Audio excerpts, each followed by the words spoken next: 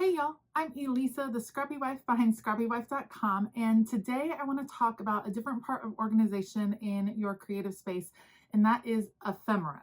So you might be wondering, what is ephemera? Ephemera would be those little paper pieces that you get in different scrapbooking kits. You can buy them like journaling bits. Some people call them die cuts, paper die cuts. You can have paper die cuts, you can have sticker die cuts. Ephemera would be those little bits, those little details that you add in to layouts and journaling and things like that. So I happen to have a deep love for ephemera. I love all the little different pieces. I love the illustrations. I have a ton of it in my craft room, and I organize it in a couple of different ways. The primary ways that people organize their paper cuts or their ephemera would be by color or by category or by company. I kind of do all three together, if that makes sense. So I'm going to show you a little bit of my system, share how I like to think of my paper pieces, how I like to work through them, and I'm hoping that it inspires you as you are setting up your creative space. Keep in mind that all of our brains are going to kind of work different, and so there might be a system that really clicks for you and works and triggers your inspiration, and that's the system you should go with. I have chosen one that really works with how I like to create, and so it is a system that has made me use my paper pieces even more instead of hoarding them like my tendency would be. So think about how you like to work, how you like to create, and choose an organizational system that will work for you. All right, all that being said, let's go. Okay, I have a few different categories of paper pieces and ephemera sets. First of all, this is my drawer that is right underneath my desk, and this is where I organize by collection and type. And let me show you what I mean. This is a large drawer insert from IKEA, and inside I have these little bins from the Dollar Tree and a few that I believe these might be from Target or they might be from the Dollar Tree. I'm not sure. I will look them up and link things down below. But what I have in here would be some of the different sets I work with. For instance, I have this Vicky Bouton color study set. I love it. I have actually purchased 2 sets of ephemera in that same collection because I love it so much. All of that ephemera really coordinates well together. I know if I'm planning on using that I want to stick with that line. And so I have it all together in here. The same thing for this. So these are pieces designed by Maggie Holmes. I tend to feel that her pieces go together really well, even if they're from different lines. And so I keep all my Maggie Holmes ephemera for the most part right here.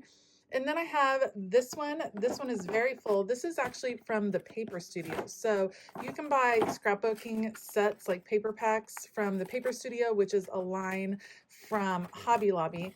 In my opinion, they often have the same type of feel, the same type of kind of motif. And so I keep all of those sets together because in my head, that's where it goes.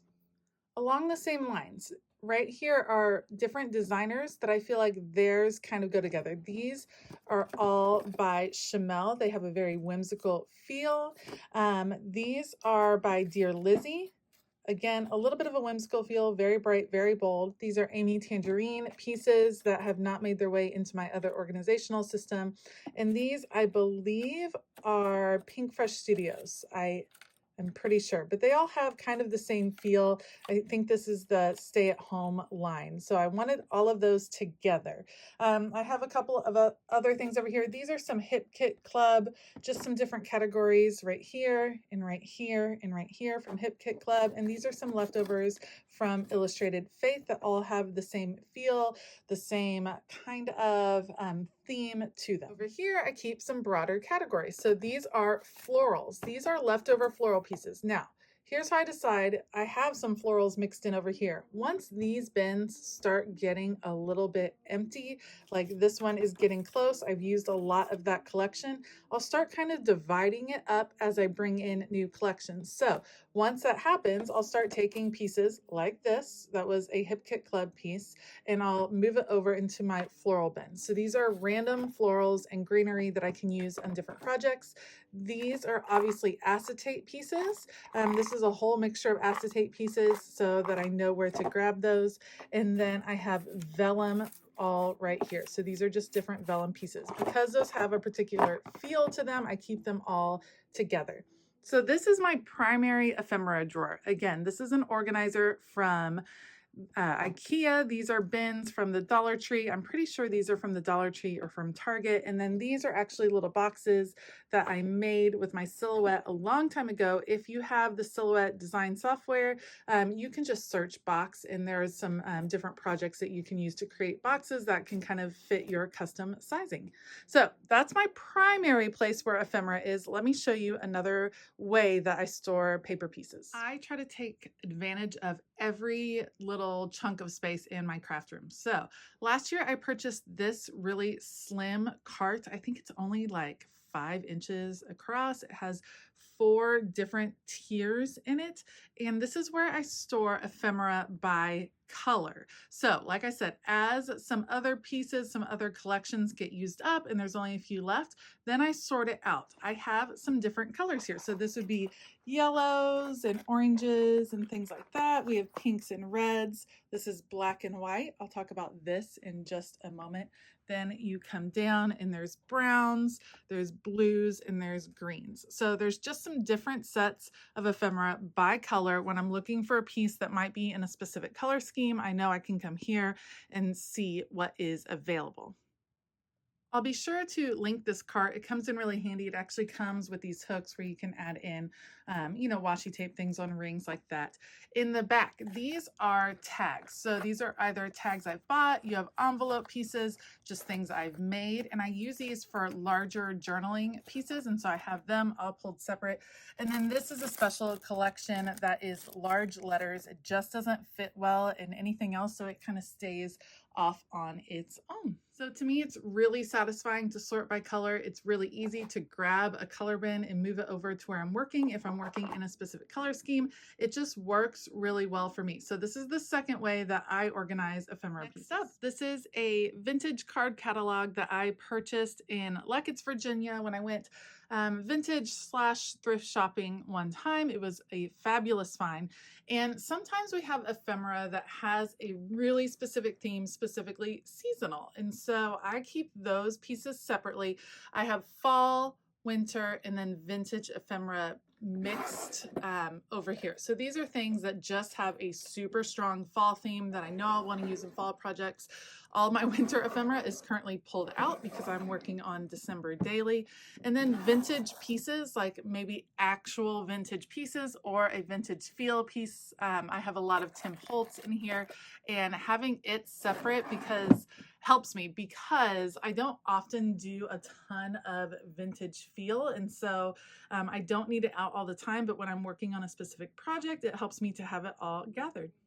My last category of ephemera pieces would be digital paper pieces. So these are collections that I purchase or that I work with from Illustrated Faith or any other printable shop, and I print those out. And often I will cut them out or have my Silhouette or Cricut cut them out, and I store them in here by collection because I'm going to use them by collection. I try to use them up. You can tell this one is super full, so I need to get to some crafting in here. But these are, again, pieces that I've just organized by collection, and these are the digital ones, the ones that I print that I cut myself, and I just keep them separate because this gives me more room. I work with these collections probably a lot more because of the creative teams that I am a member of, so I keep them organized in here. This is the same box insert that I got that's in my desk, and I just like how big it is. I like the tray depth. It just works really well. And again, sometimes I use separate little trinket trays you can see back there to hold some different collections and help keep them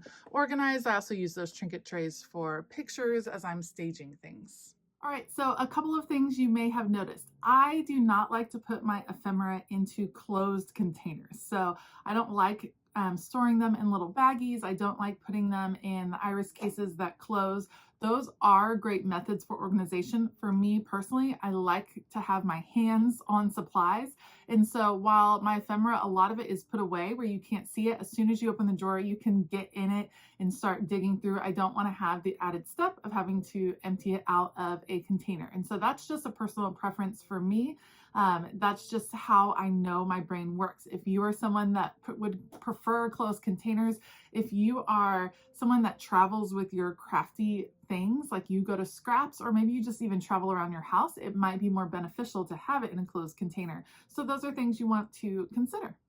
You can also see that I have organized it based on how my creative brain works. So I love thinking in rainbow color. I like thinking in collections, probably more so because I do a lot of videos and I need to identify where pieces are from. So if they're still in their collection while I'm using that particular set, then it's easier for me to identify it for you guys when you're watching the videos.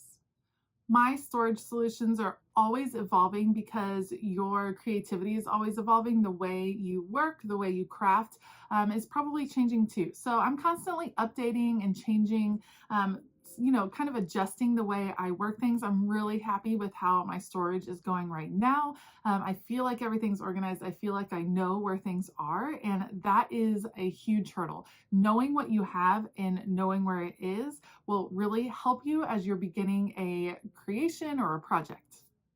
I would love to hear from you in the comments below how you store your paper pieces and your ephemera. It's always nice to leave those comments because I know a lot of people read through and get ideas from you guys.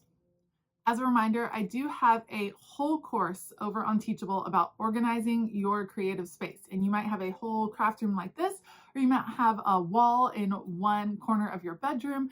Whatever size, I can help you kind of make sense of your creative space and how to organize it best for the way you craft. Down below in the description box, I will have a link to that course, and I will also link some of the supplies that I use to organize my paper pieces if you're interested in checking those out. I would like to give a huge shout out to my patrons. Thank you so much for joining me over on Patreon. If you are interested in finding out more about some of the perks that you can receive over on Patreon, then I will also have a link to that in the description box below. All right, I hope that you have a fabulous day, and as always, keep it creative.